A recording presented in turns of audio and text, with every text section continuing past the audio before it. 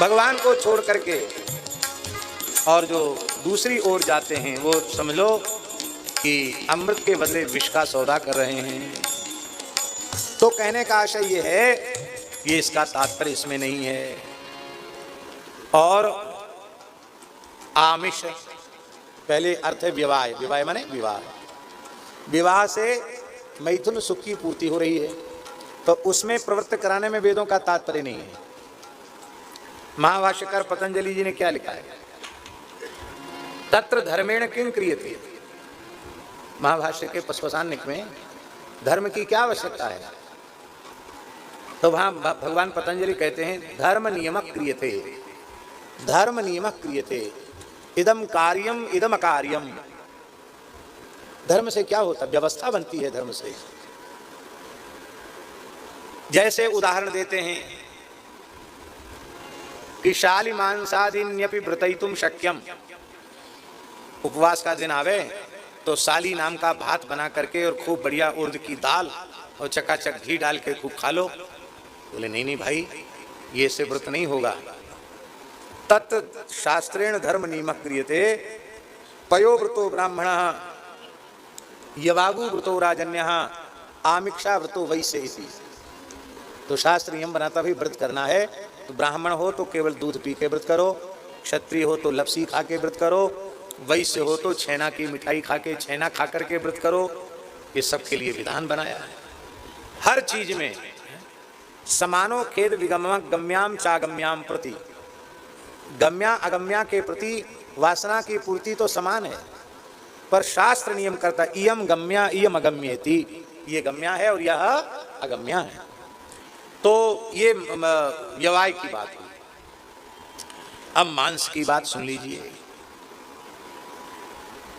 मांसाहारी मांस नहीं छोड़ सकता था, तब वेद भगवान ने कहा ऐसे मांस खाओगे तो नरक जाओगे। अब सुन लो, मांस खाने से नरक जाते हैं। इस एक बार मांस खाने का क्या पाप लगता है, आप श्लोक संख्या लिख लेना। पद्म पुराण उत्तरखंड अध्याय 118 श्लोक संख्या 21। राक्षसीम योनि मापनोति सकृन मांसस्य भक्षणात्। एक बार जो व्यक्ति मांस खा लेता है उसे राक्षस की योनि में जाना पड़ता है। एक बार मांस खा लेने वाला राक्षस की योनि में जाता है। राक्षस की योनि तो पीछे मिलेगी, पहले नरकों में जाता है और उसको 60,000 वर्ष तक विष्ठा का कीड़ा बनना पड़ता है। राक्षसीम योनि मापनोति सकृन मांसस्य भक्षणात् 60 वर्ष सहस्राणि विष्ठायाम परिपच्यते। 60,000 वर्ष तक उसको विष्ठा में पका, विष्ठा का कीट बनना पड़ता है। अब मांस खाने वाले ने कहा अरे राम राम राम राम, सब पंडितों ने झूठ फूट लिख दिया, कहीं मांस खाने से कुछ नहीं होता है, ये तो बहुत बढ़िया चीज है। 4-6 साल में एक बार आपके मुंह में चला गया तो आपका मुंह छूट जाएगा कि नहीं छूट जाएगा। बहुत से साधुओं में, महाराज जी, साधुओं में तो सब घरों से लोग चल के आते हैं और सब प्रांतों से चल के लोग आते हैं। अब जिन प्रांतों में उड़ीसा बंगाल आदि क्षेत्रों में जहाँ जन्म से ही लोग मांस खाने में कोई इतराज नहीं करते हैं, उनके घर के बालक भी कई बार वैराग्यवान होकर कर हत्या कर देते हैं।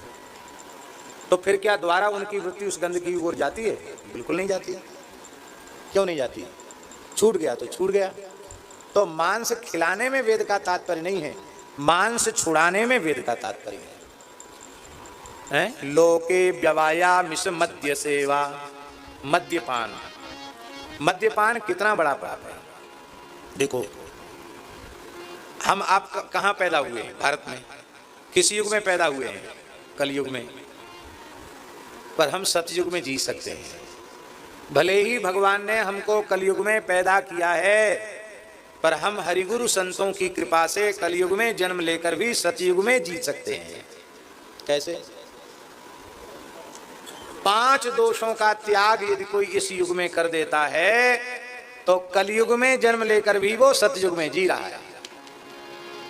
कभी जुआ नहीं खेलता, कभी मद्यपान नहीं करता, कभी परस्त्री गमन नहीं करता, कभी मांस नहीं खाता, और कभी पाप की कमाई नहीं करता।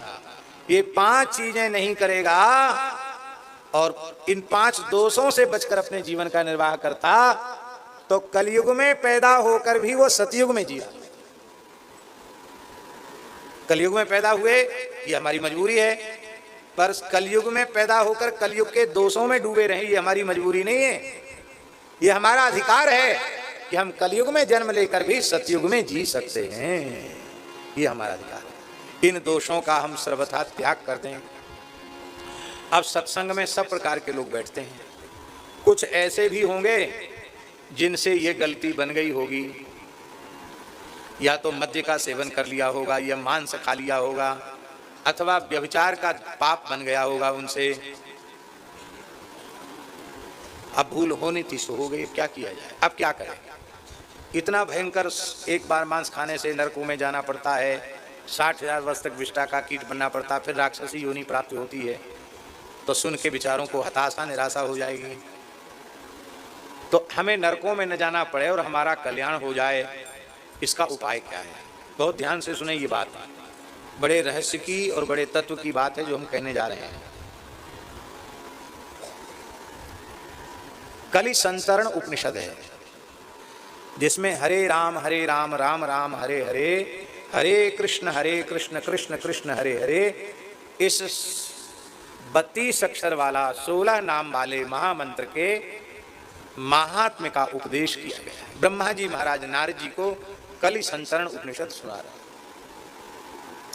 अब पूरा उपनिषद भी हम सुना सकते हैं, लेकिन नहीं सुनाएंगे क्योंकि फिर कथा पीछे रह जाएगी। छोटे ही उपनिषद है, यद्यपि सुनाना चाहें तो फट से सुना देंगे, 10 मिनट भी नहीं लगेगा। सुना दें। हरे राम राम राम हरे हरे हरे,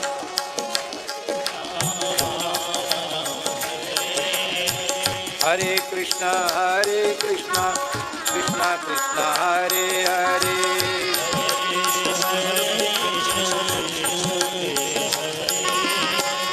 हरे राम राम राम हरे हरे,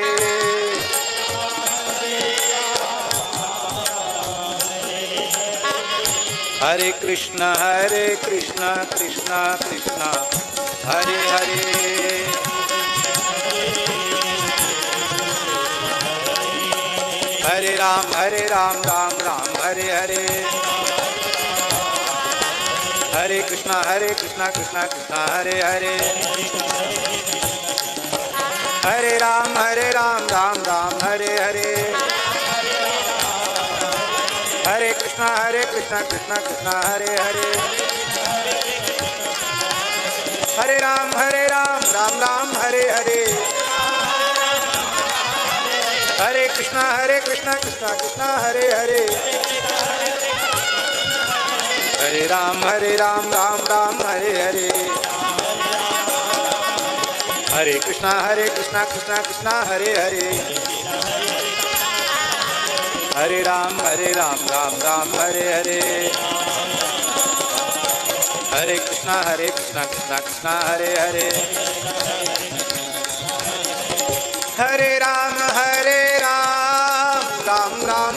हरे हरे,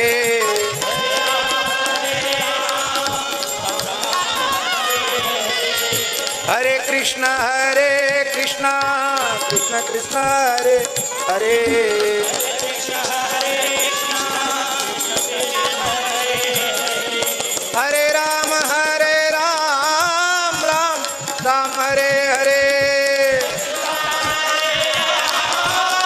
हरे कृष्णा कृष्णा हरे हरे,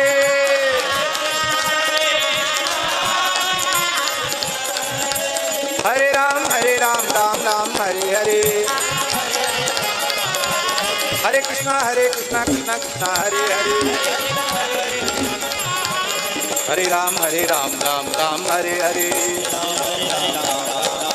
हरे कृष्णा कृष्णा हरे हरे, यद्दिव्य नाम स्मरताम संसारो गोस्पदायते, सा नव्य भक्तिर्भवती तद राम पद्माश्रय। ये प्रथम मंत्र है कलिसंतरण उपनिषद का। जिन भगवान के दिव्य नामों का स्मरण करने से नित्य नवीन रहने वाली भक्ति प्राप्त होती है और संसार सागर गोखुर के समान हो जाता है, उन भगवान श्री रामचंद्र जी के चरण कमलों का हम आश्रय लेते हैं। और इसके बाद शांति पाठ है। ओम सहना भवतु सहनौ भुनक्तु सह वीर्यं करवावहै तेजस्विनावधीतमस्तु मा विद्विषावहै। ओम शांति शांति शांति। ये शांति पाठ है। हरि ओम। द्वापरांते नारदो ब्रह्मांडं जगाम कथम भगवन् गाम पर्यटन कलिम संतरे यमिति। द्वापरांत में श्री नारद जी ब्रह्मा जी के चरणों में पहुंचे और बोले कि हे भगवन, गाम माने पृथ्वीम पर्यटन, इस धरती पर पर्यटन करता हुआ मैं कलयुग से कैसे तर सकता हूं, कलयुग के दोषों से कैसे बच सकता हूं। तो सहोवाच ब्रह्मा साधु पृष्ठोस्मि। ब्रह्मा जी ने कहा, वत्स नारद, तुमने बहुत बढ़िया बात हमसे पूछी है। सर्वश्रुति रहस्यम गोप्यम तच्छृणु। जो संपूर्ण श्रुतियों का रहस्य है, अत्यंत गोप्य है, सारातिसार है, उस बात को तुम सुनो। ये न कलिम संसारम तरिष्यसि। इस कलयुग को, इस संसार सागर को तुम पार उतर जाओगे। वो कौन सी चीज है, अत्यंत सूक्ष्म रहस्यात्मक गुप्त बात कौन सी है? बोले भगवत आदि पुरुषस्य नारायणस्य नामोच्चारण मात्रेण निर्धूत कलिर्भवति। भगवान आदि पुरुष श्रीमन नारायण के नाम के उच्चारण मात्र से कलयुग निर्धूत हो जाता है, कलयुग शक्ति शून्य हो जाता है। तो बोले महाराज, वो कौन सा नाम है जिससे कलयुग के सारे दोष नष्ट हो जाते हैं, जीव संसार सागर से पार उतर जाता है? नारदः पुनः पप्रच्छ तन्नाम किमिति। नारद जी ने फिर से पूछा, वो कौन सा नाम है? सहोवाच हिरण्यगर्भः। तब श्री ब्रह्मा जी बोले, हरे राम राम राम हरे हरे, हरे कृष्ण कृष्ण कृष्ण हरे हरे। इति षोडशकम नाम कलि कल्मषनाशनम। यह 16 नाम वाला जो महामंत्र है, ये कलयुग के संपूर्ण कल्मषों का नाश करने वाला है।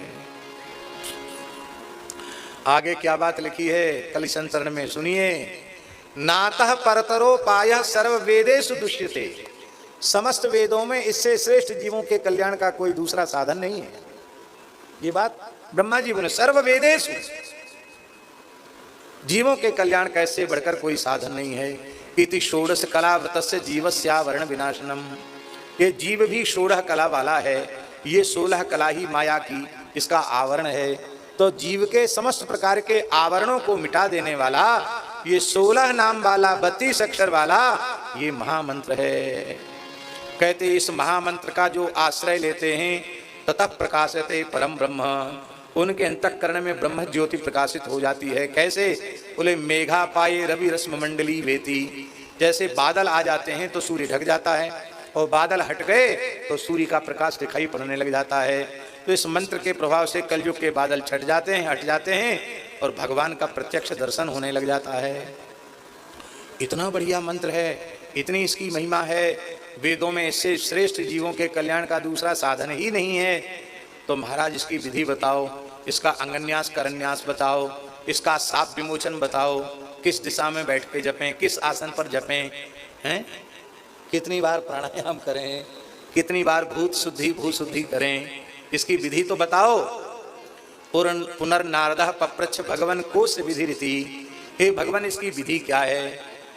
तो तम हो वाच नास्य विधि रीति। ब्रह्मा जी ने कहा नारद जी से, इसकी कोई विधि नहीं है, न कोई अंगन्यास, न करन्यास, न इसमें साप विमोचन है, न कीलन है, कुछ नहीं है इसमें।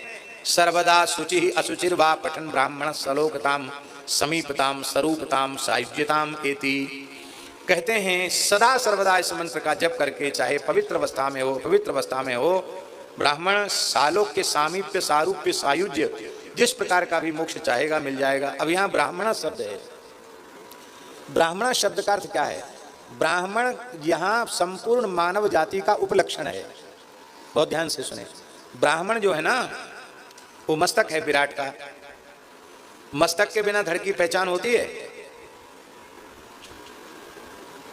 सिर काट लिया जाए तो शरीर की कोई पहचान नहीं है, मस्तक से ही शरीर की पहचान होती है। तो ब्राह्मण का अर्थ है जब ब्राह्मण प्रवृत्त हो जाएगा तो क्षत्रिय वैश्य शूद्र सभी इसमें प्रवृत्त हो जाएंगे।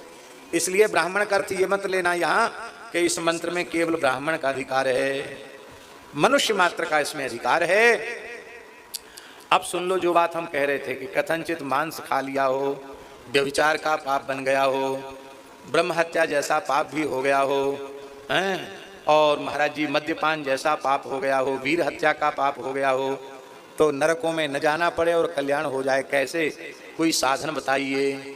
तो ब्रह्मा जी कह रहे हैं यदास्य षोडशी कस्य सार्धत्रकोटिर जपति तदा ब्रह्महत्याम करती। इस मंत्र का जब 3.5 करोड़ जप कर लेता है, अब लोग चतुराई थोड़ी सी लगा देते हैं, 3.5 करोड़ माने हरे राम राम राम हरे हरे, हरे कृष्ण कृष्ण कृष्ण हरे हरे 16, ये चतुराई है। पर यहाँ जो ब्रह्मा जी कह रहे हैं मेरे विचार से, यहाँ ब्रह्मा जी के कहने का अर्थ है कि हरे राम राम राम हरे हरे, हरे कृष्ण कृष्ण कृष्ण हरे हरे। महामंत्र की संख्या तो एक ही हुई, नाम 16 हुए, पर मंत्र की संख्या एक हुई कि नहीं हुई? तो हरे राम राम राम हरे हरे, हरे कृष्ण कृष्ण कृष्ण हरे हरे, इसके 3.5 माने हरे राम राम राम हरे हरे, हरे कृष्ण कृष्ण कृष्ण हरे हरे 1, समझे ना? इस संख्या से 3.5 करोड़ जप लेगा तो चाहे जैसे ज्ञाता ज्ञात पाप बन गए हों, बस शर्त यह है कि भजन में लगने के बाद फिर दोबारा वो पाप न बने। बस फिर तो गीता जी में भगवान का वचन है अपिचेत सुदुराचारो भजते माम अनन्य भाग साधुरेव समन्तव्यः सम्यक व्यवस्थितो ऐसा। जो पहले भूल बनी सो बनी, अब भूल ना बने। तो भैया 3.5 करोड़ महामंत्र का जप कर लेना, तो गंगा जी की कृपा से, लक्ष्मी नारायण भगवान की कृपा से आपको नरकों में नहीं जाना पड़ेगा, आपको भगवान के धाम की प्राप्ति हो जाएगी। कहते महाराज इतने लंबा बात साधन बता दिया, इतना बड़ा मंत्र हरे राम राम राम हरे हरे, हरे कृष्ण कृष्ण कृष्ण हरे हरे। बताओ 3.5 करोड़। गरुड़ जी कितनी तेज उड़ते हैं? बहुत तेज उड़ते हैं। और न उड़े तो बोलो, गरुड़ जी बहुत तेज उड़ते हैं और न उड़े तो जहां खड़े वहीं खड़े रह जाएंगे। अगच्छन वैनते योपी पद्मेकम न गच्छति, और धीरे धीरे चलना आरंभ कर दी तो चींटी भी कहीं से कहीं तक पहुंच जाती है। हम चींटी से भी गए बीते होंगे तो भी आज से अभी से महामंत्र का जब संख्या पूर्वक शुरू कर देंगे तो 3.5 करोड़ की क्या चले, हम तो कहते 16 करोड़ भी जप लें तो कम समझो, और ज्यादा जप लेंगे।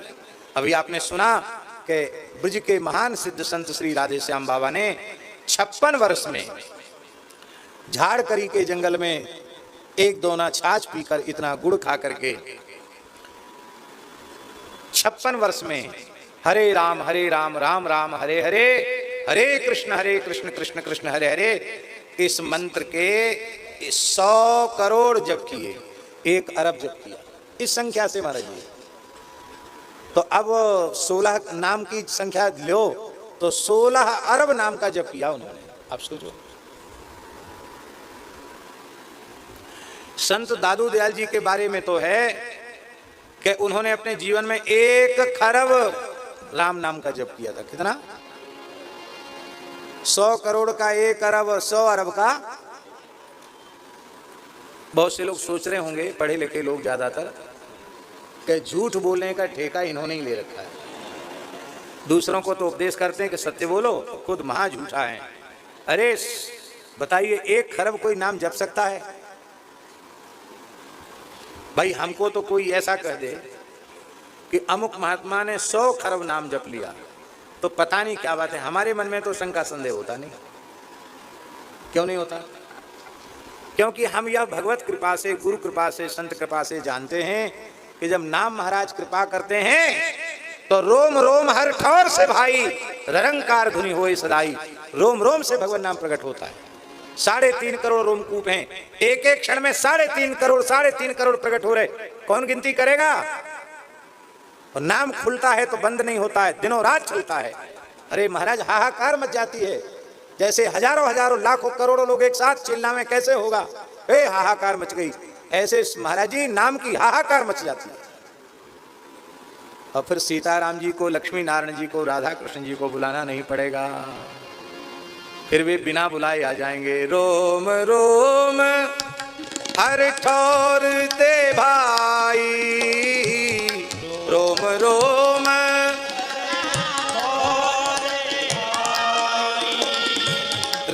ररंकार धुनी हो ये सदा,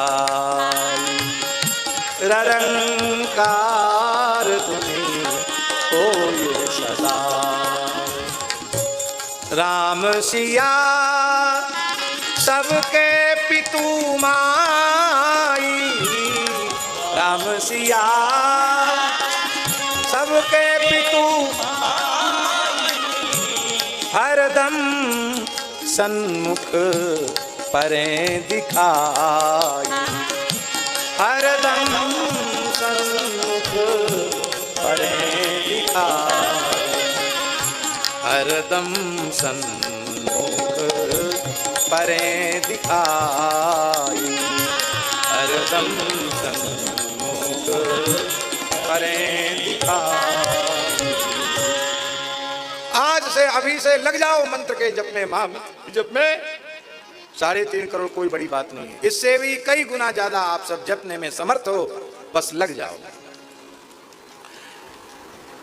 ब्रह्म हत्याम तरति तरत वीर हत्याम, श्वर्णस्तेयात् पूतो भवति, पितृदेव मनुष्याणाम अपकारात् पूतो भवति। सोने की चोरी, मद्यपान का पाप, पितर देवता मनुष्य इनके अपकार के पाप से भी मुक्त हो जाता है। सर्वधर्म परित्याग पापात सद्य शुचिताम आपनियात, सर्वधर्मों के त्याग के पाप से भी वो पवित्र हो जाता है। सद्यो मुच्यते, सद्यो मुच्यते इत्युपनिषद, इत्युपनिषद वो सद्य मुक्त हो जाता है, वो तत्काल मुक्त हो जाता है। हरि ओम तत्सत। ओम सहना भवतु सहनौ भुनक्तु सह वीर्यं करवावहै तेजस्विनावधीतमस्तु मा विद्विषावहै। ओम शांति शांति शांति। आज हमने पूरा कलिसंतरण उपनिषद सुना दिया और एक एक मंत्र का पंक्ति कह के उसका भाव कह करके समझा दिया, तो कोई कठिन नहीं है। तो इन 5 दोषों से बच करके भजन करे तो कलयुग में पैदा होकर सतयुग में जी सकता है। और एक ऊंची बात, केशवराम जी महाराज, सतयुग त्रेता द्वापर में ठाकुर जी ने कृपा की खिड़की खोल के रखी है। क्या रखी है? कृपा की खिड़की। और कलयुग में कृपा का फाटक खोल के रखा है। सतयुग त्रेता द्वापर में खिड़की खुली है, खिड़की से कितना पवन आएगा, और फाटक से कितना, फाटक दरवाजा और फाटक पूरा। और युगनते कमल नयन कलयुग बहुत कृपा करी, भगवान ने बड़ी कृपा करके हमको कलयुग में पैदा किया है। कलयुग में जन्म न लेते तो परम श्रद्धेय स्वामी राम सुखदास जी जैसे संत का दर्शन कैसे होता, उनकी वाणी कैसे सुनने को मिलती। हमने तो सेठ जी भाई जी का दर्शन नहीं किया, पर जिन लोगों ने दर्शन किया वे लोग अनुभव करें कि ऐसे संतों का, ऐसे निर्मल महापुरुषों का संग कैसे मिलता है। वृंदावन बिहारी लाल की। तो ये